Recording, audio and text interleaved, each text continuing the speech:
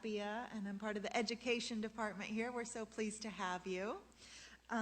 If you would silence your cell phones, that would be great. Make sure mine's off.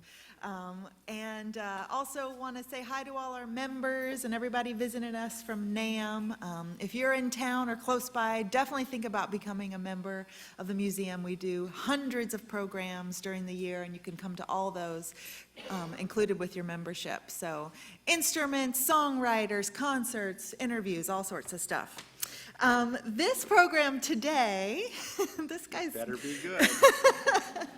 Put me on the spot. Don't be too good. You're going to make me look really bad. We're here for a special bass demonstration in support of our current exhibit, American Sound and Beauty, Guitars from the Bachman Gretsch Collection, which is on the third floor, and it's over 75 historic Gretsch guitars collected by Randy Bachman, and they're not including these. No, these are has nothing to do with Randy yet. Related somewhat. The exhibit shows the evolution of the instrument, and from the 1930s to the early 80s, and it's given us a chance here at the museum to explore some of the more technical and design aspects of instrument making and design. So that's been really cool over the past few months. This is going to be an interactive program today. As you can see, Tom is very personable and interactive. That's all I got. That's all So definitely ask questions if you want to know something about his career or the basses. Be thinking about that, and he'll take your questions during the program. Let me tell you, we've got Tom Petersson, Rock and Roll Hall of Fame member here today.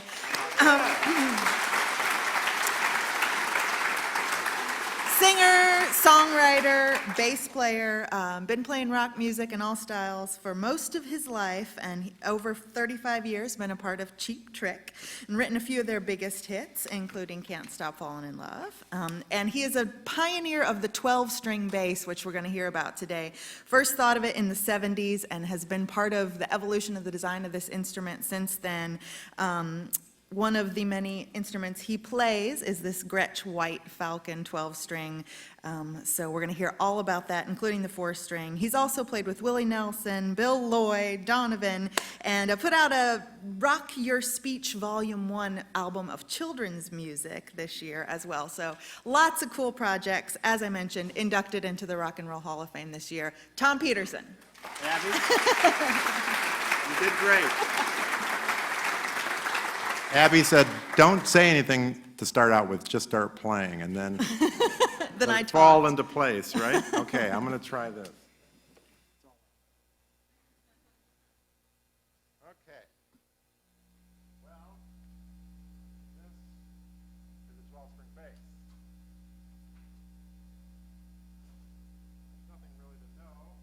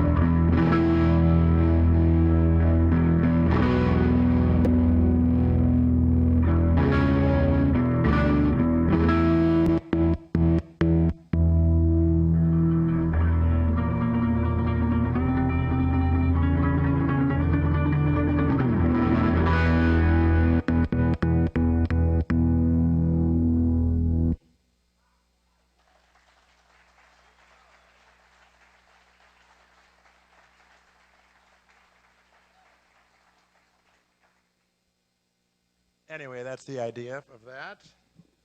I had the idea when I started out with Cheap Trick. I wanted to get a really huge bass sound. So I had the idea that I would get a 12-string electric guitar. I had a Fender 12, solid body, and I thought I'm going to buy an octave box and have it an octave lower, so it'll be like a 12-string guitar playing along with the bass. Well, that never worked. It never followed, and it was terrible. So I thought, if they just made a bass that had guitar strings and kind of like an 8-string, but more strings, like a 12-string guitar playing along with with a 4-string.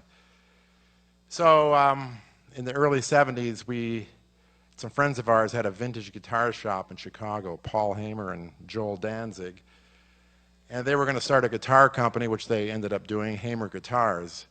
And I told them the idea, and they thought, it sounds kind of goofy. Well, we'll do it. They didn't give me the bass or anything. They charged me. I probably shouldn't say that. But anyway, so by 1977, we were on a tour with Kiss, and they showed up at one of the shows with the first bass, and I just started using it, and I've been using it really live with Cheap Trick ever since. And here it is. And I got together about 3 years ago with Gretsch. I've had a bunch of different really small manufacturers make them. Hamer was little boutique companies, and just several different companies. And we never really quite got it right. And I've never dealt with a real major manufacturer. And my good friend Andy, who's sitting over here, he was in real tight with the Gretsch people, and he said, why don't you talk to Gretsch about this? They might be interested. And I thought, oh my God, that'd be the greatest thing. I love Gretsch guitars, the Ed Sullivan thing. Anytime you can look like George Harrison, that's fine with me. So any Gretsch would have been fine. Anyway, we struck up a relationship, and they said, whatever you want, we'll do it. So I thought I might as well go with the flashiest, fanciest instruments they make, the White Falcon, and just do a variation of that. And this is it. We've got, I don't know technically what's in here, but Seymour Duncan has done these pickups. Jeff, what are they called? Tom Petersson Supertron. Not bad. Did you just come up off the top of your head with that? Anyway, so they just said it was really great working with Gretsch, because they weren't concerned about costs or sales or who's good, who would want anything like that. It was just anything, kind of the crazier the better, really. But it wasn't. I've been using these kind of instruments for years, so I pretty much knew that it worked. But man, I love these Gretsches. I've had them nearly 3 years. This is the second prototype. There's another third one that Steven Stern has done. The second two, number 2 and number 3. The first one was made by Chris Fleming at the Fender Custom Shop, right, when it first started, or when he first started it. So those two are out on the road right now, and I just happen to have this at home. I need several more, by the way, just in case, some backups, right? Hand out as parting gifts at parties and things. It's, would you care for a... They're probably cheap enough, right? But anyway, so this, I always loved the bass and middle position configuration on basses. And really the only basses that I saw do that were Hofner's. And I never liked bridge pickups. I never used them on basses. They just kind of, it's not like they added high end. It's kind of, they just took away low end. And I just never used them. So when I started out, all I had was a Gibson Thunderbird, a 64 T-Bird, and played through Sound City guitar amps, and that was all we had. And, looking for that Duane Eddy, John Entwistle, whatever, dirty kind of, it's like a big it's basically like a big rhythm guitar is what it is, you know, and it kind of suits my style. It basically, that's the sound I get with a 4-string really is very similar. This is much bigger because there's more strings. But so we've got middle pickup, which is a nice spot, you know, it's right where precision's.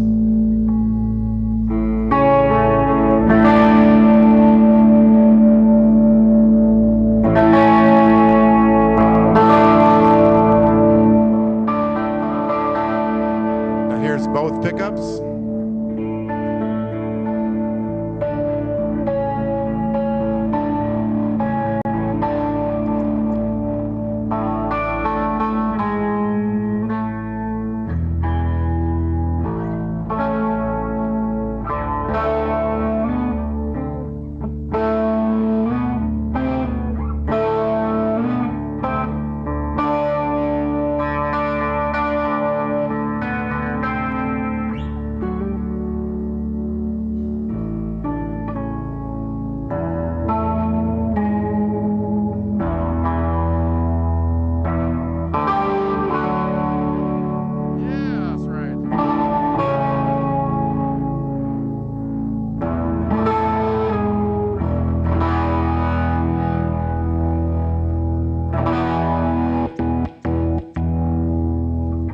I like using just this pickup because then you have an on and off switch. Maybe I should just get an on and off switch. But anyway, so it gets a lot of great sounds. It's good fun for me anyway. It's easier to play when you're standing up. But what the heck?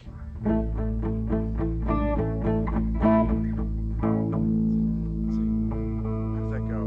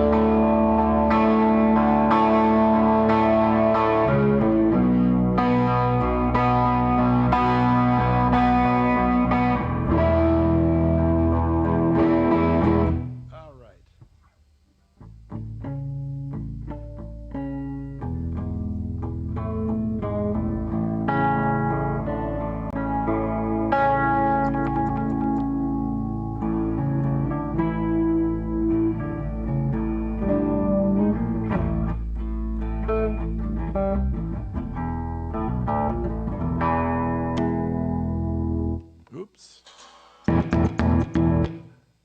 Okay, anyway, it really is meant for a big orchestrated sound, and it's good for a small group, you know, 3-4 piece. Probably not a lot of guitar players want to have that much space taken up, but our guy is usually busy doing lots of other stuff, so it really fills up the sound. We always wanted to sound like a big orchestrated group, but we, you know, couldn't afford to have extra people in the group, so got one of these. So does anybody have any questions about any of this stuff? Yes. Thank God. Is that both bass and guitar strings on that? Yes, these are regular guitar bass strings, like probably 45 to 105, and then, you know, whatever gauge the guitar strings are. They're in unison, but an octave higher.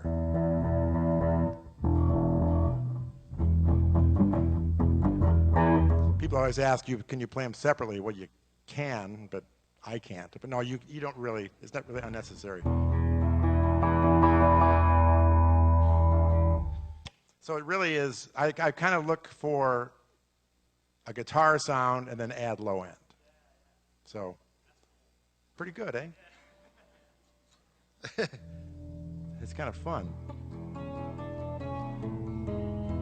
I use, for recording, I use 4 strings a lot. And a lot of this stuff for recordings gets lost. I mean, everybody knows, any bass player knows that you get a great bass sounds, you've got these great basic tracks, and God, the bass and drums sound great, and then all these other people start adding their other parts in, like, sheesh. And then it just kind of goes away. It's like, why did I even bother? What am I doing? I'm dying out here. I'm dying out here. Anyway, so I use 4-string because that's really a true bass sound. You're in a studio, you know, but live, really all I use are these things. I use one instrument all night long. And these things never go out of, everybody says, oh, how, you know, it must be a nightmare tuning it. Well, they stay in tune, and I don't have to tune it anyway, but it does stay in tune. I brought it over here from home, and it was in tune. Unbelievable. So it's but I use 4 strings a lot in the studio. And Gretsch said, well, how would you like to do like a companion bass, a 4-string version, and we'll put those into production out of their factory, out of Nagoya. It's like, yeah, that'd be great. So that little bass right there is the 4-string companion with the neck and middle position and the, you know, all the good stuff, the penguin armrest, and you got to have a comfort pad, you know. You got to have it all. The falcon inlays and the flashy headstock and all that good stuff. I don't think of anything else. A little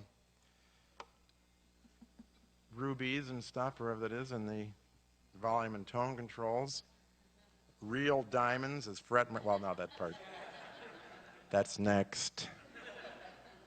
And on the road right now, I've got my other one that I use all the time is a smoke green Falcon with the darker sides and back, like the green double anniversaries that the Brian Jones guitar. Oh man, it's just so cool. But it's got to keep going, keep going. I need more. Different colors. But anyway, so the 4-string, there's probably more people that are going to play a 4-string, so maybe that will have a few more sales. They'll put that into production anyway out of Japan. So, but it's really unlike any other Gretsch that I think you've made. They're both, these are both short scale, 30-inch or 30 and a half or something, and with the same pickup configuration, except that one has a killer neck pickup, which is that dark, dirty sound that's just, you know, that thick sound. And then the other pickup in the middle position is one of these, Seymour Duncan's.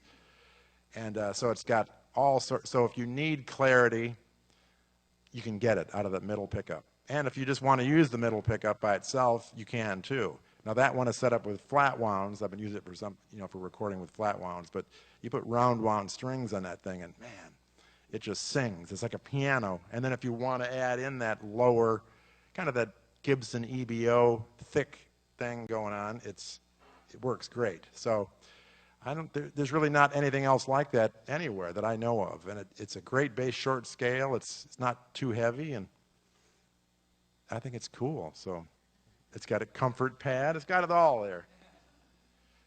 And you want to hear that one too? Now, I don't use guitar amps with those because it'll probably blow that little DeVille up there, but I'll show you what that's like. Yes, I can go. Oh.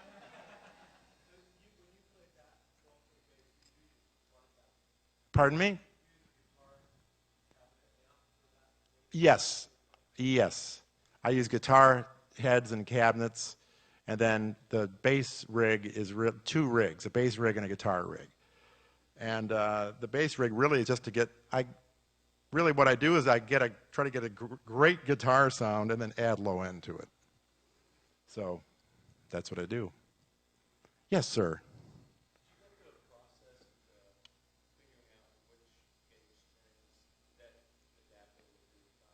No, I just whatever they had. Really, the idea was, you know, The 45 to 105, I think, is the standard like roto sound sets we used to use. I don't use those any longer, but that gauge is. I don't try to use light gauge strings or anything. But no, I haven't ever really tried different gauges. Too much trouble. Yes.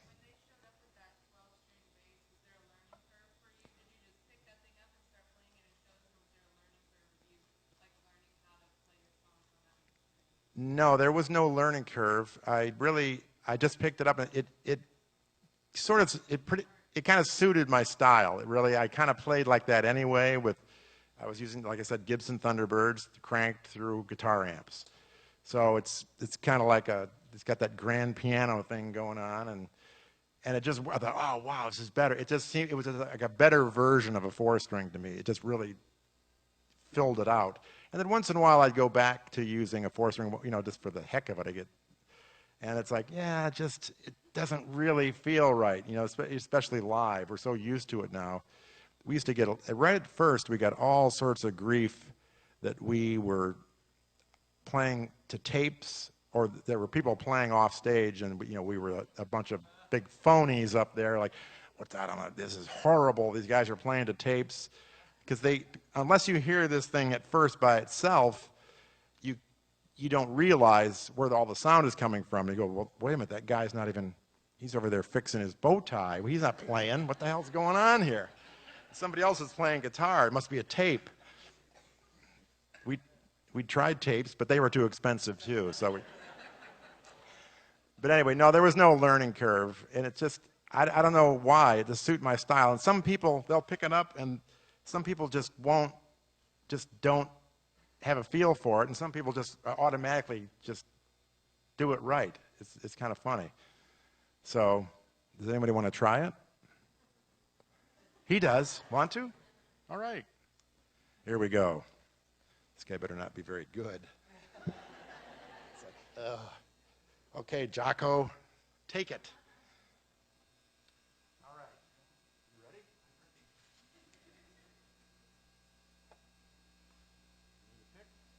Okay, now there. Your pick. You can turn it on.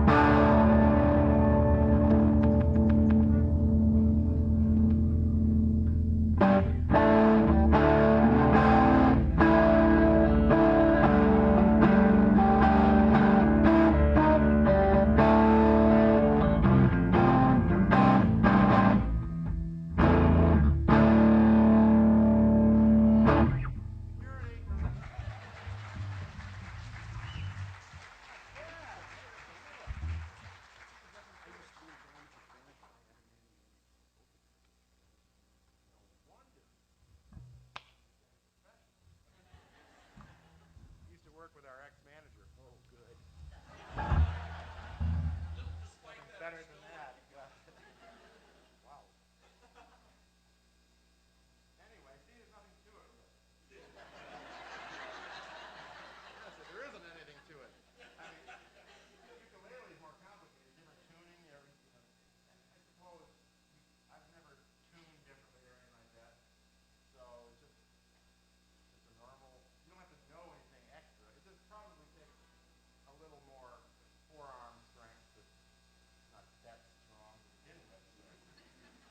If you're standing up and there's people in the, you get kind of adrenaline thing. If you're sitting around at home on the couch or something, it's like, doing with this thing.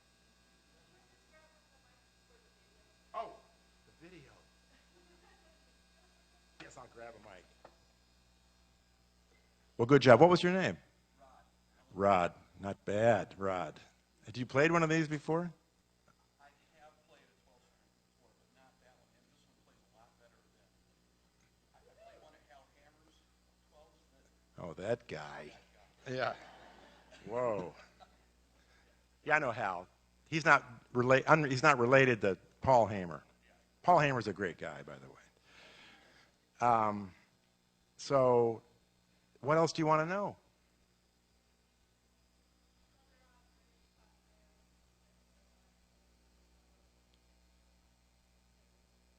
Now, wait. Somebody else? Can you translate that? Was that English? No, sorry, I couldn't hear. I can't hear that great. I should have like The Price is Right. Where you go out with it. Somebody's got to have a mic in the audience.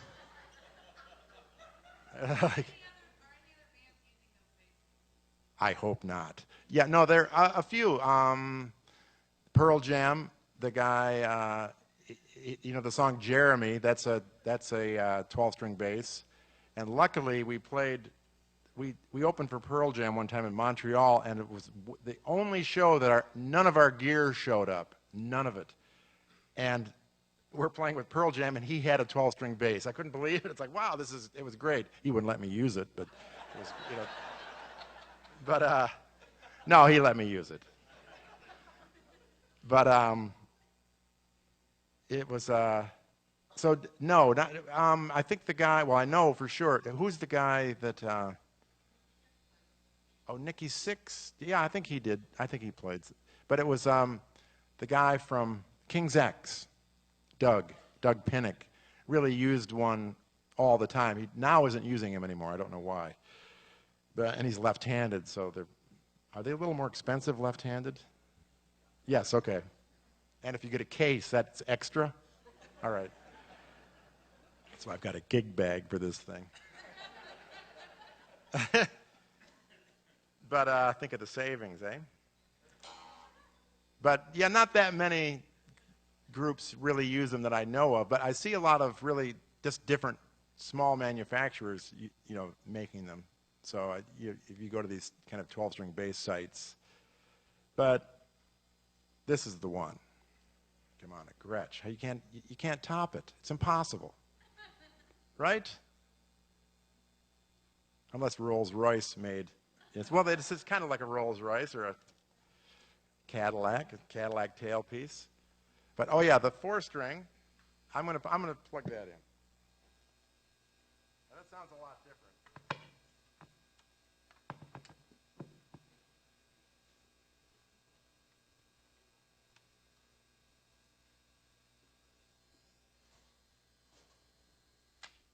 Okay, I'm going to lose that guitar amp.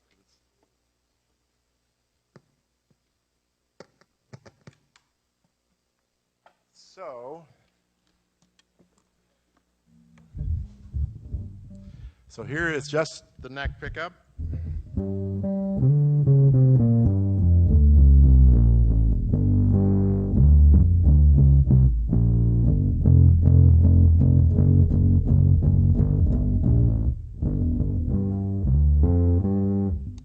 Both pickups. And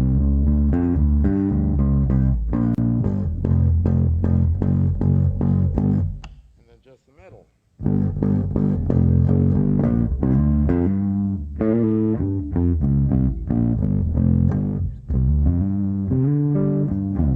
And if you wanted to sound more piano-like, you could, put round wound strings on it. But anyway, it's very versatile. I love it. It's got a comfort pad too. Cool, right? Sparkle binding. Hey, check out this. Sparkle binding is a little weird because if you're in lights, you can't see the fret markers. So, how about that? Even you could see that from way back there. Not bad. But you don't realize that if you're sitting in a store playing a guitar with sparkle binding, it seems fine, but then you get in lights and you can't tell what's going on.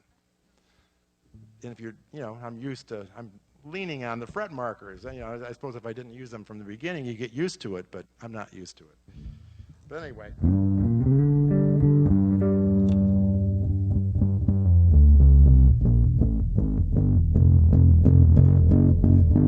Anyway, 4-string.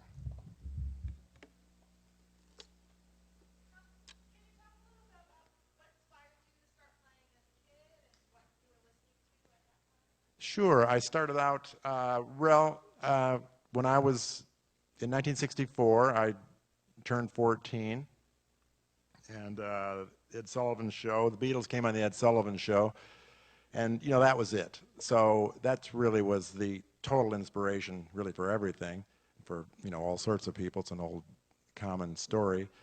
But I started playing guitar, and so I played in the first bands I was in. I played guitar up until about maybe 1967 or 68. And then about that time, the guitar players started to get really, really good. I mean, really good. So they, and it didn't really suit my style, fast playing. I was more of really of a rhythm player, and I thought, I could kind of see the handwriting on the wall. Like, I think I'm going to switch to bass. Maybe I'll get more work. Bass or trumpet, one of those two things. If you can play the trumpet, you'll always have work. Isn't that the way that goes? Isn't that right? Yes. But anyway, so I switched over to bass in 67, 68, and really that was it.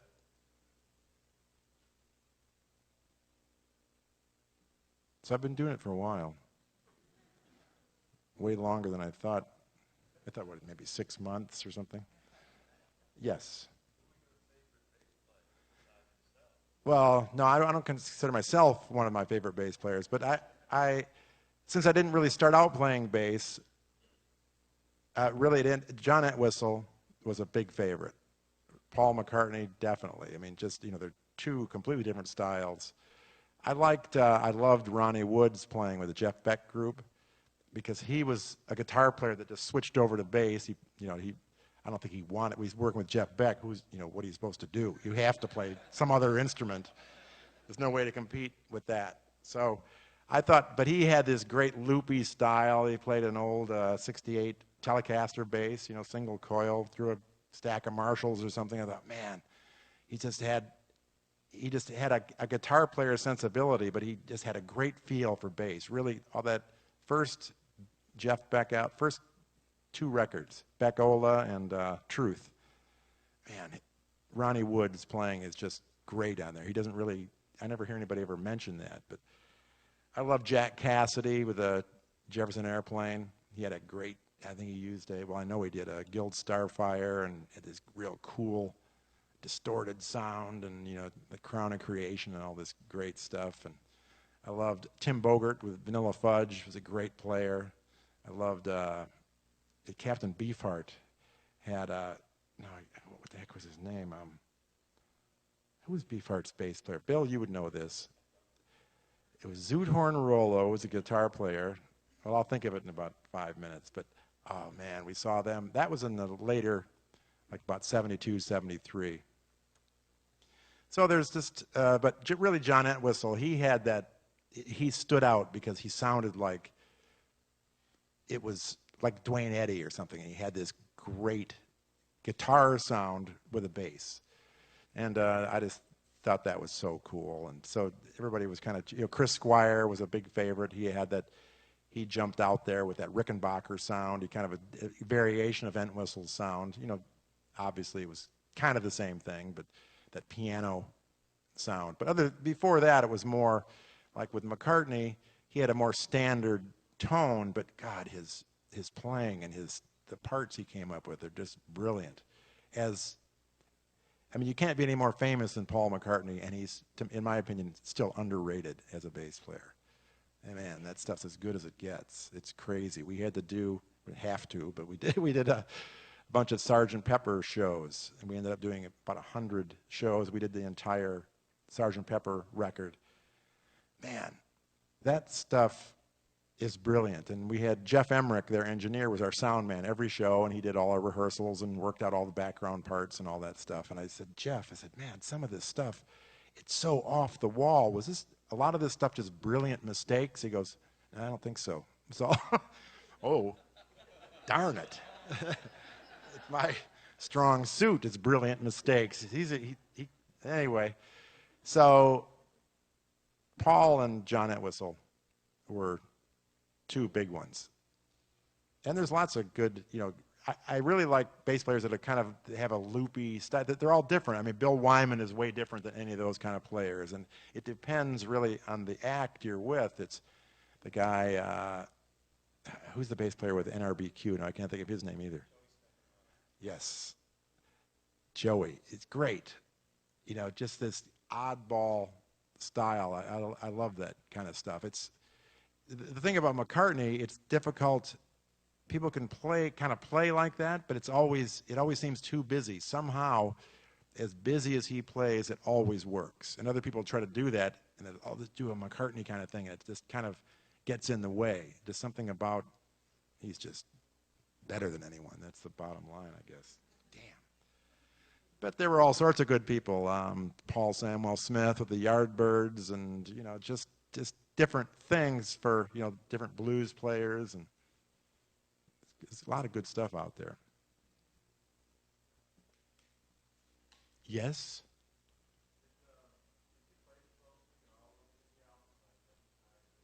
Heaven Tonight was the first album I had the 12-string.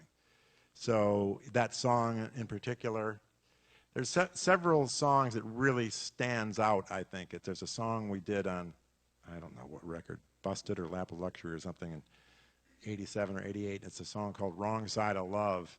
And man, it really stands out if it has an open space. If you hear it by itself, or a slow kind of a moody number. If it's, like I said, if it's mixed in with a bunch of other instruments, then it doesn't really, you can't tell what's going on. You put pianos and other guitars in there, and all that stuff kind of goes away. But and oddly enough, one of the best sounding 12-string sounds is that we did an Elvis song, "Don't Be Cruel," and it just stands out because it's a real quiet kind of a song. It's like I kind of do this rockabilly bass part, and it's like, boy, the bass really sounds good on there. So it's one of the ones where the 12-string stands out. So, Need Your Love, yes. And our live record, which is really to this day our most successful album, that's all just a 12-string. So, yeah, Need Your Love is a 12-string, and I think Gonna Raise Hell, and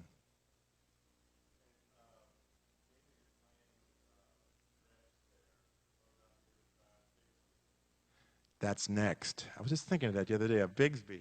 Jeff Carey's over there thinking, don't encourage him. Bigsby, yes. And Andy, would that be cool or what? Oh my God. You would have a Bigsby, I got this dopey look. Yeah. I think that would work, right? I mean, would there be any downside to that?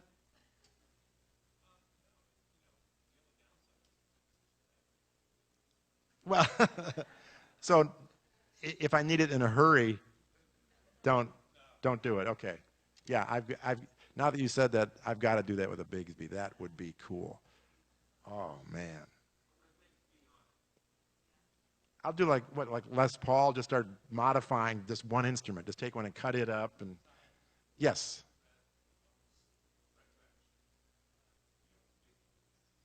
Is it Fred up there? And there's Dinah. Hi, guys. I think Bigsby, that's an order, right? Okay, that's next. Thank you. See, that's what the people are demanding. It's out of my control. What could I do? That would be cool. Floyd Rose. No. Oh. But, okay, any more questions? Yes.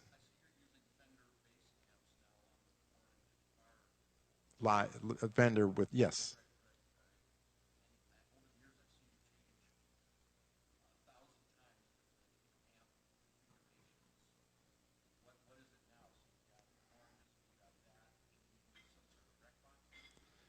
I use really a direct box, like a Sans amp, as a kind of a backup, or for just to either add low end in the PA or something. But yeah, my live rig is these new Fender Bassmans, which are great, because I love to add with the low end. I add a bit of distortion to really smooth it out to go along with the guitar sound. And really, most bass amps, if you can get distortion at all, it just takes out all the low end. It doesn't. But these Bassmans don't. You can really crank up the low. They still have the low end, and you can have lots of overdrive if you want it. and at low volumes too, which is good. You don't have to just have it up real loud to get distortion. I like distortion. I like feedback too. So these hollow body, they will feed back, but it's a controlled, it's not out of control by a long shot. But I love that. Just love that guitar sound, So I've been using orange rigs as the guitar sound and the Bassmans for the low end. But I switch around. We got to get some Gretsch amps, right? I got a fake one made. I went on eBay and got a Gretsch logo, and I had another head, and I put it in another cabinet, so it looks like I have a Gretsch. It looks like kind of like a Marshall head, but it was like, wow, where'd you get that Gretsch head? It's fantastic. You've got to start that. Jeff, Fred, can you talk them into that? Amen. Oh, okay.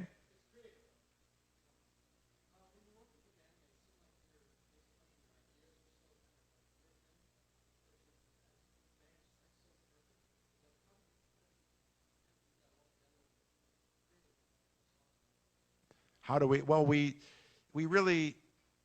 kind of do whatever we think we should do. Each guy does his thing, and then we'll all pipe in about, the other person's part. So if you have another, oh, you should do this. How about you did this on, this guitar part? Or how? So we all kind of, we do whatever we do, what we think is the right thing for the song. We're always thinking of what's the right thing for the songs, too. Like, what type of a thing?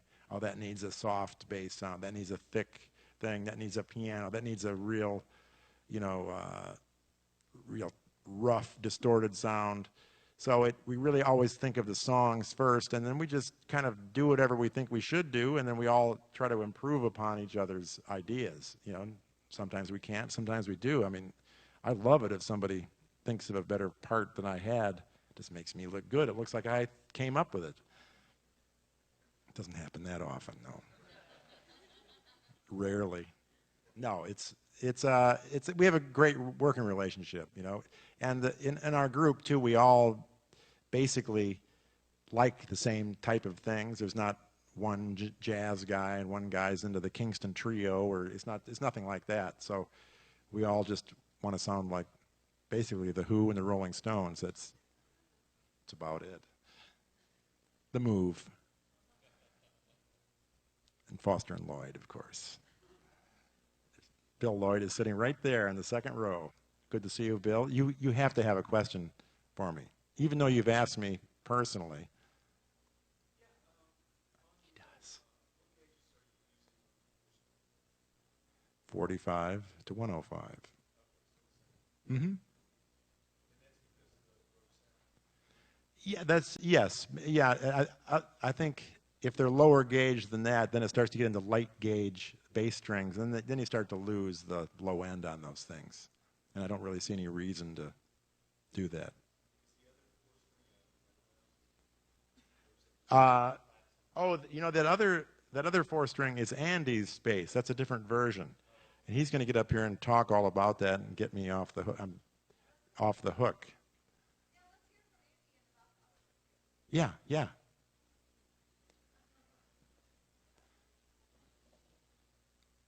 My good friends, Andy and Jeff, here to save me. Hello, boys. Long time no see. No.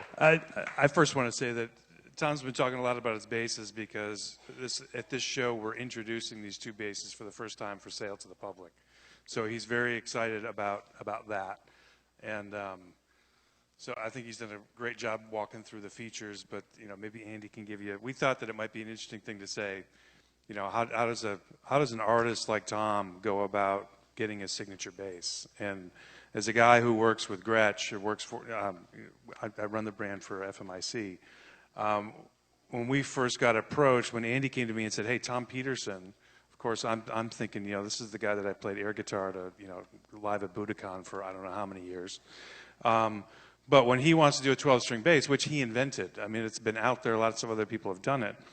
But you sit there and goes, does he want to do the 12-string? It's like, yeah, he wants to do the 12 string. I said, well, it's perfect for Gretsch because it's everything up to 11. You know, it's more strings than anybody else. It's more gold than anybody else. It's, you know, hey, when you build the guitar, let's relic it so it looks like it's old. So when I scratch it, I won't feel bad. Every one of the guitars is handmade in Corona, so they're you can get the exact same bass from the guy who made this one. But it was just a great experience because Tom people are asking him questions. What do you use? What do you do with this? And he'd think, what do you think? You know, it was really great. So I'll turn it over to you guys. But the reason why we're focusing on this, we have the Gretsch exhibit upstairs, of course, but I think that, you know, we're birthing 2 new instruments into the MI industry. And we're going to take these 2 basses actually right after this, and we're going to take them over and put them in the Gretsch booth next door at the NAMM show. And because Tom's got, you know, his other ones that are on the road, and we're going to take these and we're going to put them, you know, let people see them and order them starting like in an hour. So it'll be good. Wow. In an hour. Countdown. Wow. Yeah. There's going to be a line a mile long. And he's doing a signing. If you're at NAMM, 4:30, he'll do a signing in our booth, so come on over. That'll be good. So yeah, it was kind of a weird story. Like Jeff was pointing out, a lot of people, you know, you see the Chet Atkins signature model from years ago, and people don't realize how an actual signature model happens. There's a lot of always different stories. This has been like a lot of fun. It's been, what, 2.5 years, almost 3 years? My wife's a real huge Cheap Trick fan, but who isn't, right? Everybody loves Cheap Trick. So anytime they're in town, we've known each other for, what, since Dream Police came out, right? Yes. We go and visit, and Tom was saying, hey, you know Fred Gretsch, don't you? Because... Does anyone really know Fred Gretsch, though? I had written the Bigsby book for the Gretsch family, who owns the Bigsby brand. That's why they want you to use the Bigsby, you know, on the thing, right? So, anyhow, and I said, well, yeah, I know Fred, but, you know, Jeff Carey, who's a real good friend of mine, runs that division. And so I called Jeff on a Sunday, and he said, hey, Jeff, you know how we were talking about the ideas of throwing around some ideas, we're revamping the bass line and adding new pickups and stuff? I said, I got the perfect poster child for you. Tom Petersson from Cheap Trick. He goes, really? I go, yeah, he wants to do a 12-string bass. And again, with Jeff, it's sick and it's wrong. It's perfect for Gretsch. Perfect, yeah. So, and then we went down to Arizona, Tom and I, and brought some different things. He brought some of his 12-string basses, and lo and behold, there was a 12-string bass. Yeah, so Tom sends out 2 basses. He's got them in cardboard boxes with a gig bag inside, and he's like, you know, he's I don't know if he shipped them or you put them on the plane, and I'm going, you just, you know, and he's like, well, these are the basses that I use, and we should, and I'm looking at going, where's the road case? And he's like, well, no, that's too bulky. I just, you know, I shipped them out. And if you look at, you know, the way that the guitar, as a manufacturer, you look at how do you get these from one place to another, and he's carrying this stuff around in a gig bag and then throwing it in a, you know, in a box where the stuff's flopping around. Oh, it'll be fine. It was fine, right? Yeah, it was fine. It was fine. Yeah, and it was great because at the same time I was working with Jeff, and we were trying to design a pickup. And it was the new pickup that's going to be on Tom's bass called the Rumbletron. So it's an overwound, huge, big, fat bass pickup. And it's something that Jeff and I had been talking about for years. So simultaneously, that white bass on the end there, we did this prototype of it. And then Tom saw it. He goes, okay, I got to have one of those too, but we're going to add more stuff to it. So he out-topped me. He's got an extra pickup. He's got all the cooler stuff. Plus, he has the thumb inlays on the side. And I'm telling you, I'm really envious. He's dying. That's unbelievable. Because when you're under the lights, you can't see where the dots are, and it drives me nuts. So we got to work on that. So I'm not the only one. Yeah, oh yeah. But a lot of fun. But the cool thing is the 12-string bass, as Tom was telling you, I mean, he really invented the thing. He doesn't give himself enough credit, but no one had ever done it. And as you guys heard it, it's really a huge sound, and I think it fits the Gretsch brand perfectly. It really does. What do you think? No, I agree. And in the, you know, going through the, what do we have, so a signature bass is usually, there's a lot of people out there that play a certain guitar, We look at things like a signature model is really sort of an homage, or you've brought something to the instrument, to the brand, to playing that is different than what's been done before.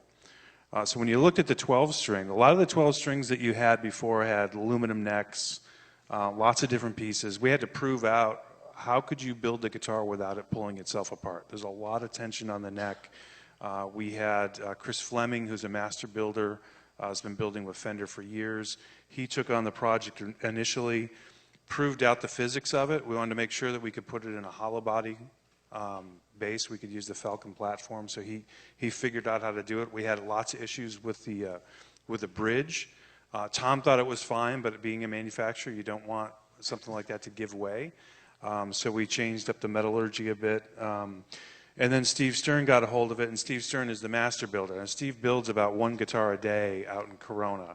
And starting today, you'll be able to order this. But he had to go through and he had to custom make the bridge, custom made a lot of pickups. Then we went to Seymour Duncan, wanted to get something that was a little more bassy than just the guitar pickups. So everything on that was really, we started with a body shape. Nice. Nice Vanna. Like Vanna White. Yeah, Vanna White. It's very nice. We started with the body shape, but everything else had never been done, so it all had to be done from scratch. And it took us trial and error, and it took about 2.5 years, and as Tom said, 2 or 3 prototypes to get it to a point where we felt that you had this bass in the road, all of them, for about a year each, and that's really what you have to put the instrument through to make sure that it's not going to fail when it gets. The last thing you want to do is have somebody wait 6 months for a custom instrument and then there be a problem. So there's a lot of work that went into it. But I think this is the first one that's really been sort of more of a production model because, like you said, the other builders are all sort of one-offs.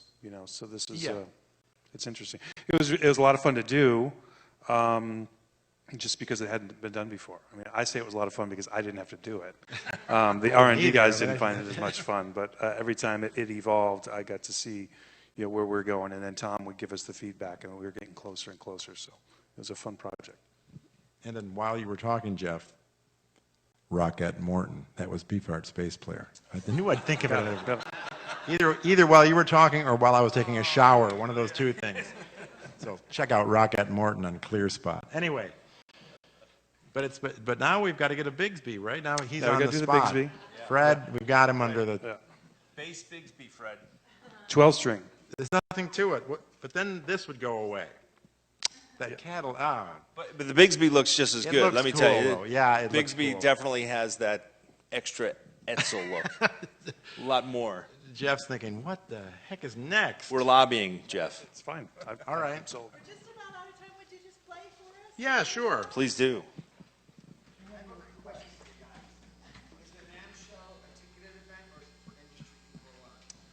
it's industry. You can. I think Saturday it's open to the public. So Thursday, Friday it's industry only, and then Saturday you can walk out. I'm not sure what the tickets are probably $15 or $20, something like that.